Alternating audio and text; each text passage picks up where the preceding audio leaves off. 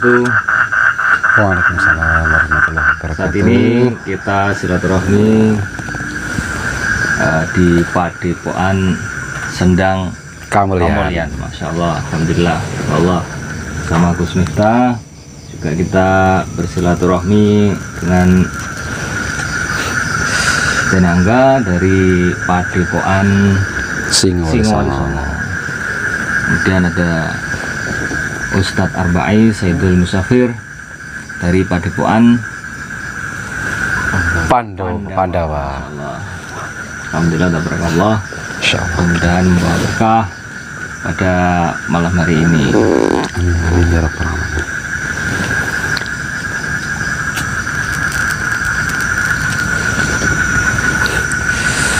Nah, ini kau tema yang menarik, Gus. Jadi ini kau kata si ada dua barang kelihatan sama tapi tidak sama. Nah, ini menarik. Tadi tema itu jadi judul itu nanti. Ini kau nopo Ustaz nih kau nih? Pripun nih kau? Barang yang sama, dua barang yang tidak sama tapi kelihatan sama, atau dua barang yang tidak sama tapi sebenarnya sama.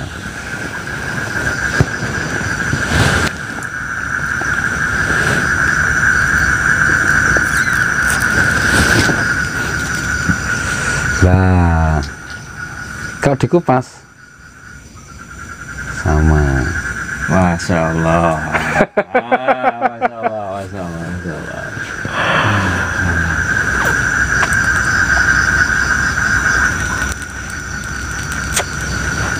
Nah, ini pripun? Ustaz Arba'i, pripun. Terus nanti tanya kita. Nah, niku penemu nih jenengan niku pripun kok yo malah ora padha kok malih padha. Padha. Masalah. Awalnya tidak padha niki.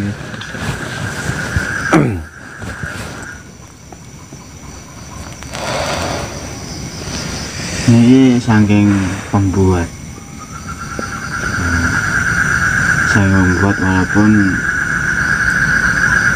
tidak sama bungkusnya tapi isinya kan sama. Walaupun kita berbeda-beda tetapi kan tetap satu ya. Ya, sip, Masya Allah. Panggah bener pokoknya.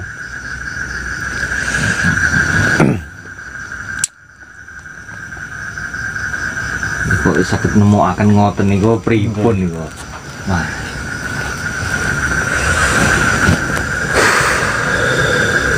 sami kalih niki, hitam, putih. Kita hidup butuh hitam, kita hidup juga butuh putih. Jadi tidak boleh hitam membenci yang putih, tidak boleh. Putih membenci yang hitam, tidak boleh. Karena apa? Hitam dan putih ini sebenarnya satu kesatuan yang tidak boleh dipisahkan.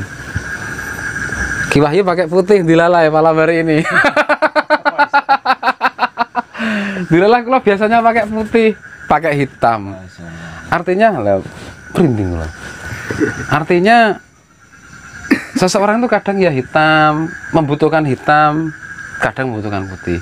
Kadang membutuhkan putih, hitamnya diletakkan dulu. Tapi sebenarnya hitam dan putih itu ada dalam badan wadak kita ini. Makanya kalau dalam perguruan Butong lambangnya kan yin sama yang. Ndak boleh wong-wongnya orang negatif terus aku orang positif atau sebaliknya, ndak boleh. Karena positif dan negatif itu sebenarnya satu kesatuan. Dalam diri kita ada positif, ada negatif. Kalau itu ndak ada salah satu, is dead kita. Kita bisa hidup, ada sebuah energi dalam kehidupan. Dalam hukum tasawuf itu karena adanya sebuah ruh yang di situ ada dua nur ternyata. Sami kali ini wow. Bedanya tadi warna hitam dan warna putih. Dalam tubuh pun sama. Ada nur Allah dan ada nur Muhammad. Baru terjadi sebuah kehidupan.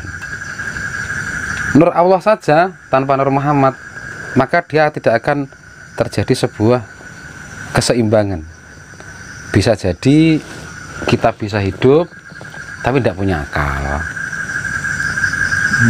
Orang-orang di jalan itu ada nur Allahnya, tapi tidak dikaruni kecerdasan akal, akalnya tidak bekerja karena Nur Muhammadnya tidak ada.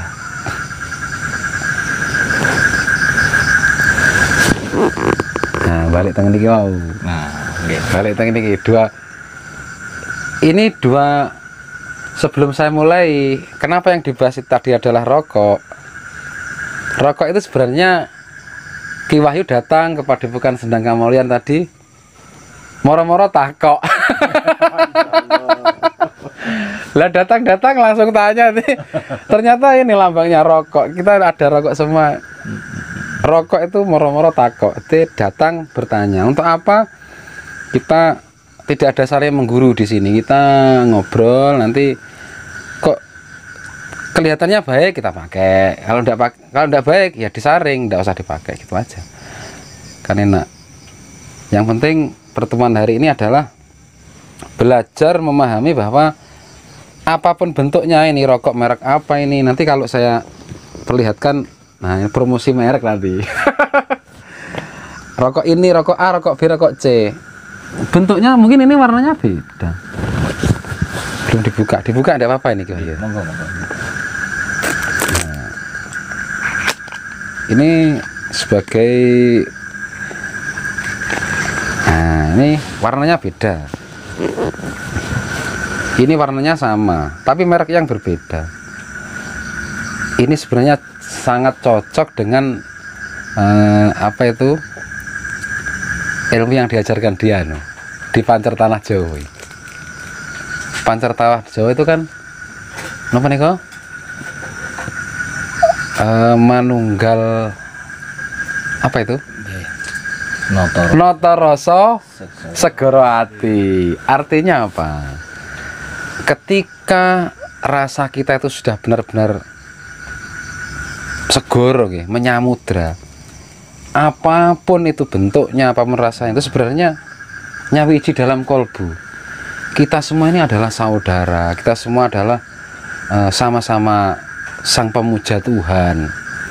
Apapun merek agamanya, bisa Hindu, Buddha, Kristen, apalagi Konghucu, Katolik, Protestan. Tapi kalau rasa kita satu, kita sama. Ini rasanya sama sebenarnya kalau kita bisa noto rasa. Harga yang harga 25, ini berapa ini? 25 dengan harga yang 10, dengan harga yang 6.000. Kalau kita bisa menata hati, tadi nggih noto rasa segoro hati. Ketika rasa kita sudah tertata, maka hati kita itu akan menjadi samudra. Tidak gampang menyalahkan orang lain, mengkafirkan orang lain, menyalahkan orang lain itu tidak ada. Leres dawuh Ustaz tadi, bineka tunggal ika, berbeda-beda tetap satu. Masya Allah. Kira-kira gitu Ki Angga. Menawi Ustaz Arbae ini kan saya musafir. Nah, untuk pengalaman pun pripun Ustaz? Kahanan kalian negoro hati nih Pak Ustaz.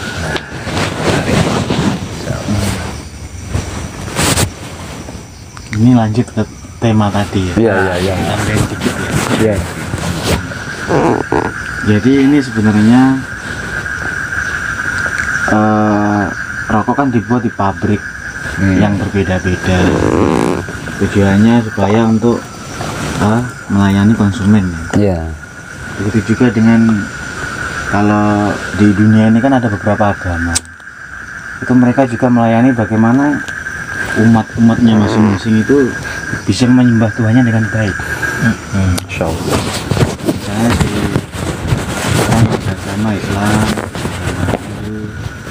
Kristen ataupun yang lain, itu si pembuat pabrik ini diibaratkan mungkin dia para ulamanya, kalau di Islam para pendetanya, itu dengan cara masing-masing, tapi isinya itu sama, ketuhanan itu.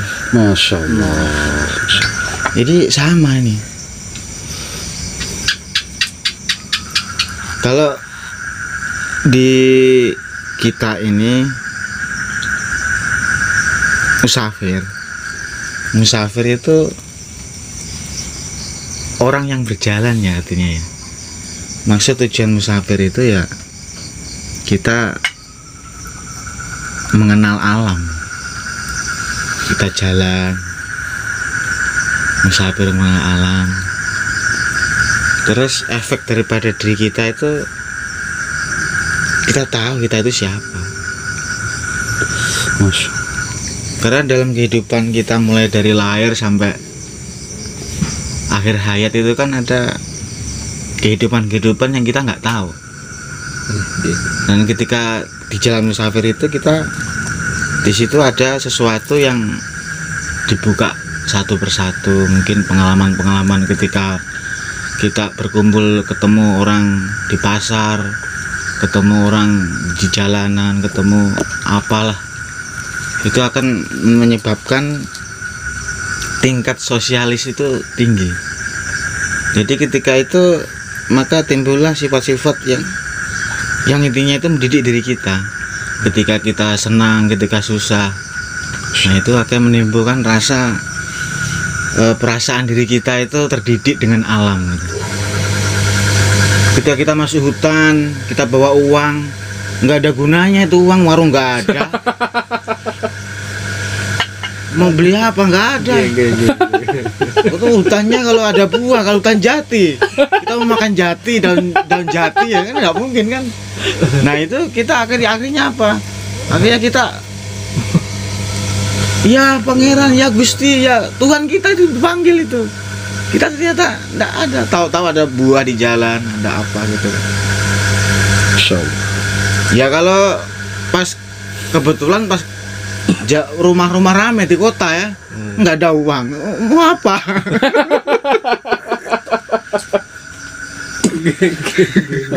Masya, alhamdulillah. Ya intinya kita susah senang itu kan roda perputaran kehidupan kita ya. Kadang ada utang ya. Ada itu kita akan jalani nanti ketika kita hidup dalam kehidupan kita sehari-hari.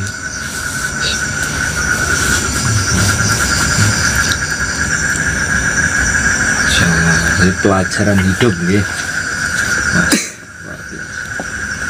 Jagat Cokro Manggilan. Belajar melayani. Masya Allah.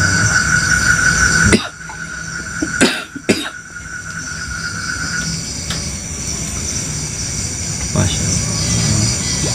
Ternyata tong mriki niki ayat-ayat dipun Gusti. Masya Allah.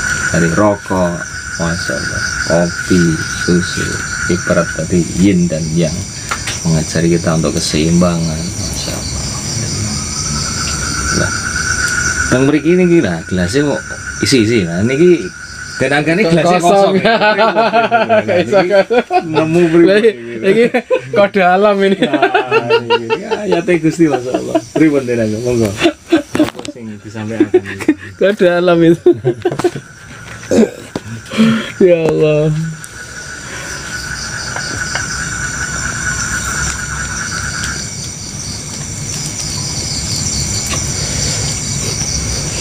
Kalau Ki Anggi itu kan sering semedi. Jadi kalau disuruh ngobrol kayak para dai kayak gini kelihatannya sulit itu. Budaya supranatural sama ustadz sama dai itu harus gitu.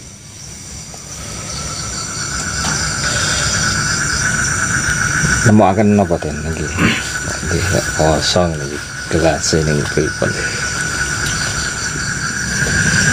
Mungkin ya kita kalau dekat dengan Tuhan itu ya harus mengheningkan cipta dan mengosongkan diri hanya kepada Tuhan yang Maha Kuasa. Hanya situ saja. Oke, itu sih kita kosong akan ngoten kita nih. Masya Allah. Ayat-ayat ini ayat-ayat Al-Quran yang kemarin sempat saya bilang obat dan rahmat Tuhan itu akan datang kalau kita iqra membaca ayat Al-Quran, ayat-ayat Tuhan yang berupa kitab atau mushaf dan yang berupa alam ya ini ayat Al-Qur'an ini. Masya Allah. Ayat yang berupa alam, Masya Allah, merinding. Ayat Al-Quran yang berupa alam ini juga harus dibaca, ini harus kita baca. Rokok moro-moro takok. Rokok berbeda tapi satu rasa. Ada putih, ada hitam, ada beraneka warna, tapi ternyata malam hari ini kita menjadi satu di sini dari berbagai padepokan, pondok, paguyuban. Artinya ya inilah ilmu ketuhanan. Ini ayat-ayat Tuhan yang berupa alam. Kemarin sempat saya kaji itu di pas waktu acara apa itu kemarin, pengajian Al-Quran itu kita harus membaca ayat yang berupa yang ada di kitab, bisa Al-Quran, bisa Injil, Taurat, Zabur dan sebagainya. Tapi kita juga harus membaca ayat Al-Quran, ayat-ayat Tuhan yang berupa alam semesta, agar kita mendapatkan obat rahmat dari Tuhan Yang Maha Kuasa. Mungkin begitu. Alhamdulillah.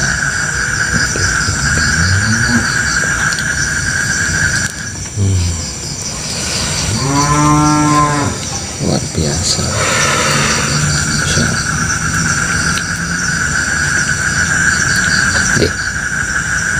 Kadang pengalaman niku ngeten Gus.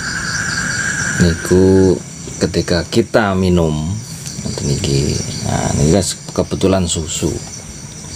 Kathah komentar, senengane susu, ngombe iki kopi nopo banyu putih. Lah banyak pemahaman-pemahaman sing dinyatakan bahwasanya itu sebagai pendapat pribadi atau asumsi pribadi. Nah ternyata lek ngoten niku nggih mriku-mriku kono-kono, maksudnya kita tetap jalan mawon dengan apa yang kita yakini, kita miliki apa saat ini ya kita lakukan. Tapi banyak komentar di luaran sana, banyak komentar ngeten bervariasi ngeten. Yang tujuannya memang itulah seperti riaknya air di samudra. Ngeten.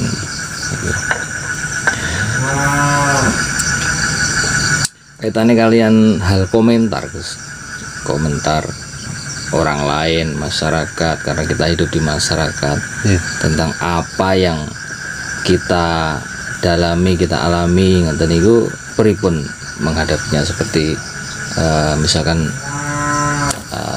Ustadz Arba'i sebagai Sayyidul Musafir, mungkin banyak pengalaman di jalan di jalan, terus orang mengatakan seperti ini, seperti ini, tapi kan tetap berjalan Ustadz gitu, tetap melakukan apa yang diyakini ngaten gitu. Sedangkan banyak pengalaman dari para spiritual ngoten niku kadang banyak dihujat, dicemooh. Iya, rata-rata ya.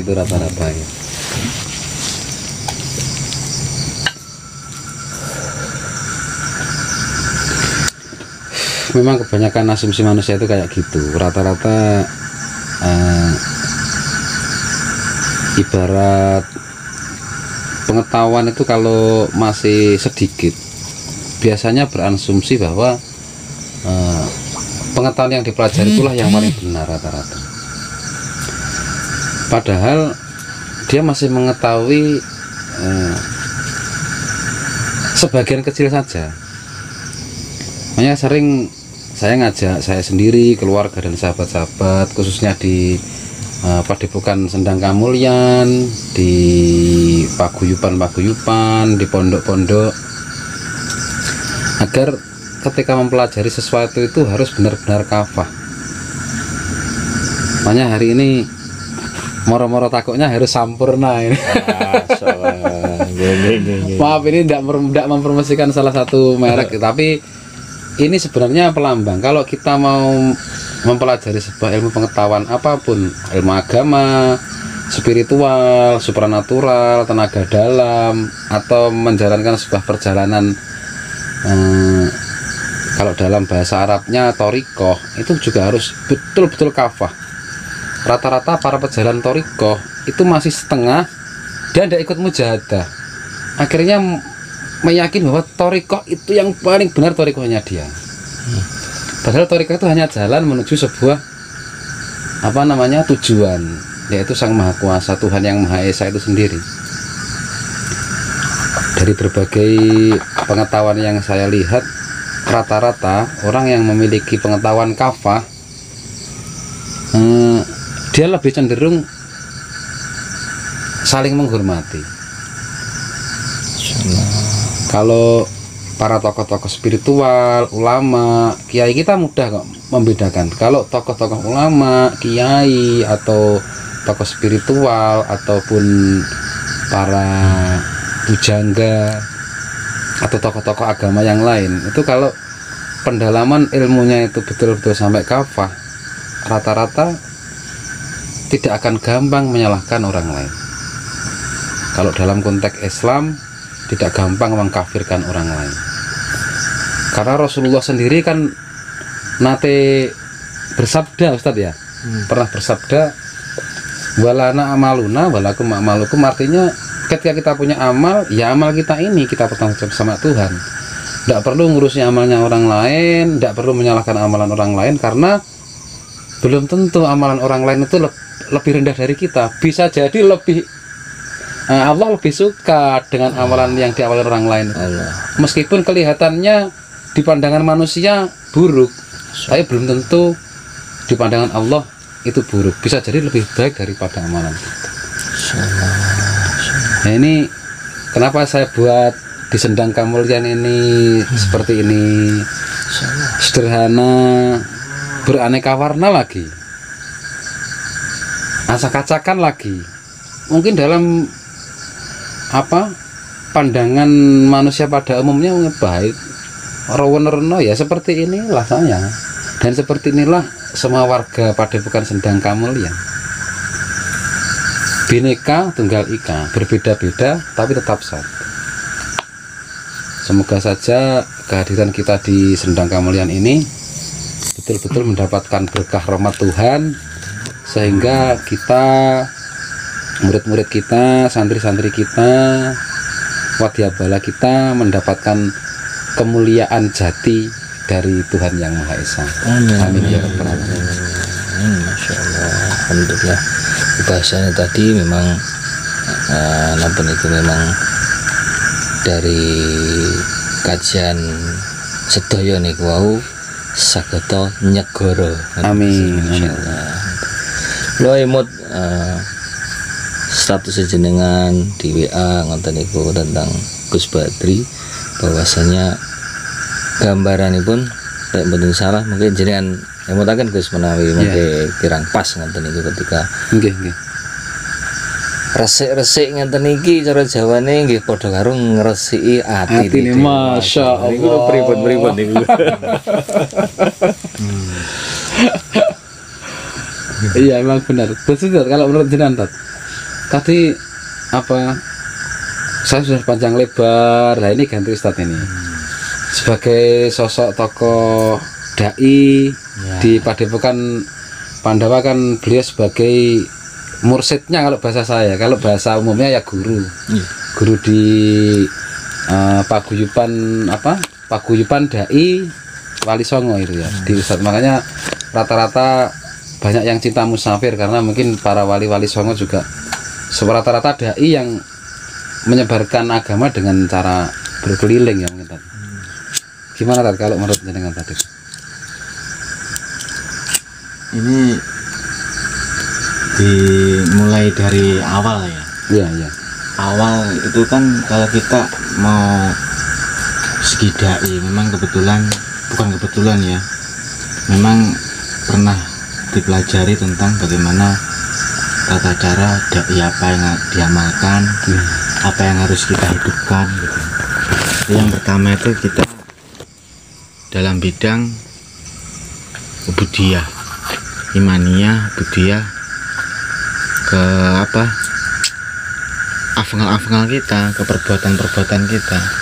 Jadi kalau kita misalnya ke suatu tempat, makanya kita buat kegiatan atau gerakan atau amaliyah. Yaitu yang pertama itu kita memperbanyak dakwah. Dakwah itu maksudnya ya kita banyak-banyak mengajak kebaikan, apapun caranya itu.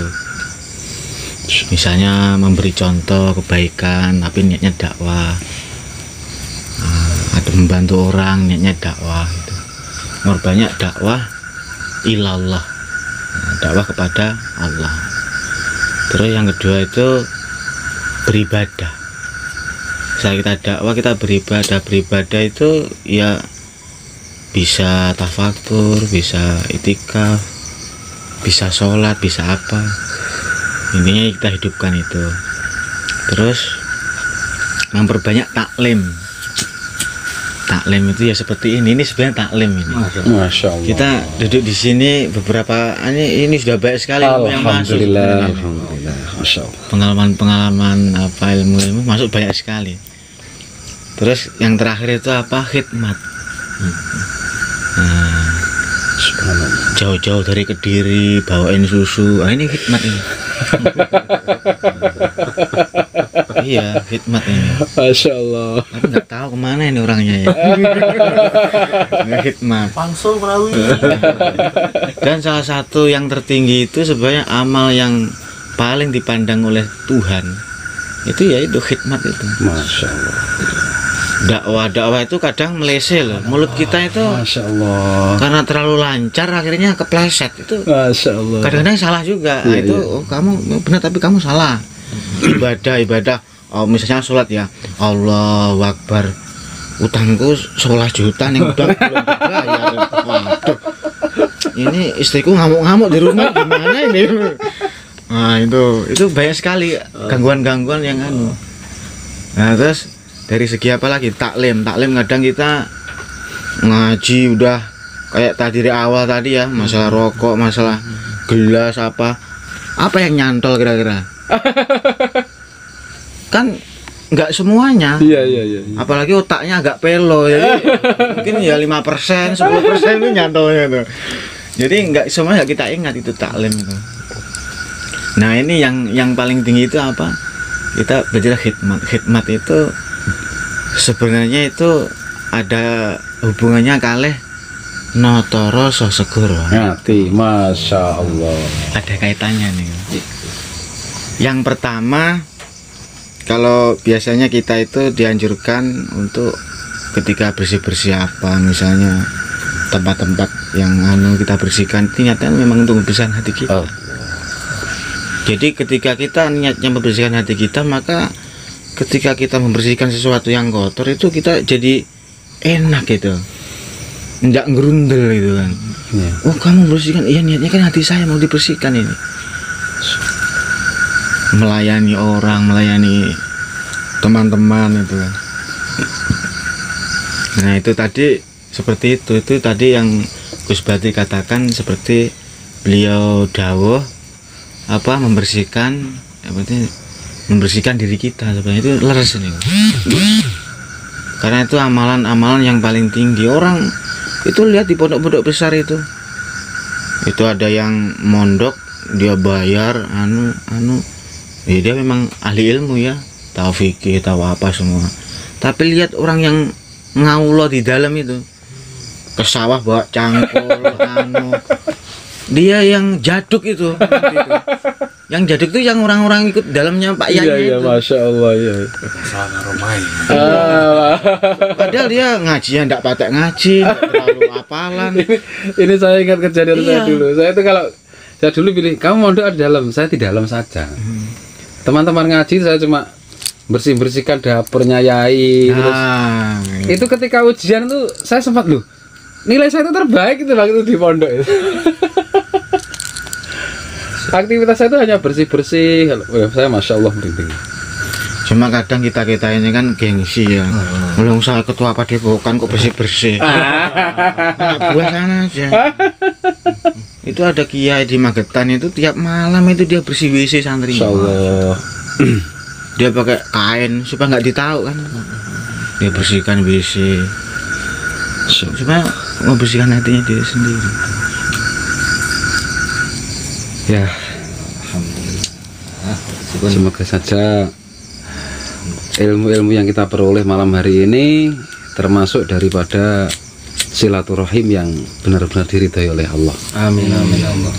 Marilah kita akhiri pertemuan silaturahim kali ini dengan doa akhir kalam. Bismillahirrahmanirrahim. Barakallahu li wa lakum fil Qur'anil azim wa nafa'ani wa iyyakum minal ayati wa dzikril hakim wa taqabbal minni wa minkum tilawatahu innahu huwat tawwabur rahim.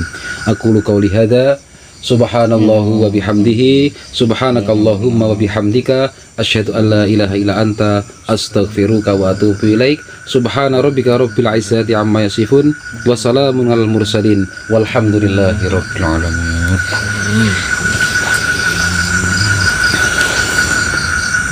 Nata rasa sejati sageta nata rasa samudra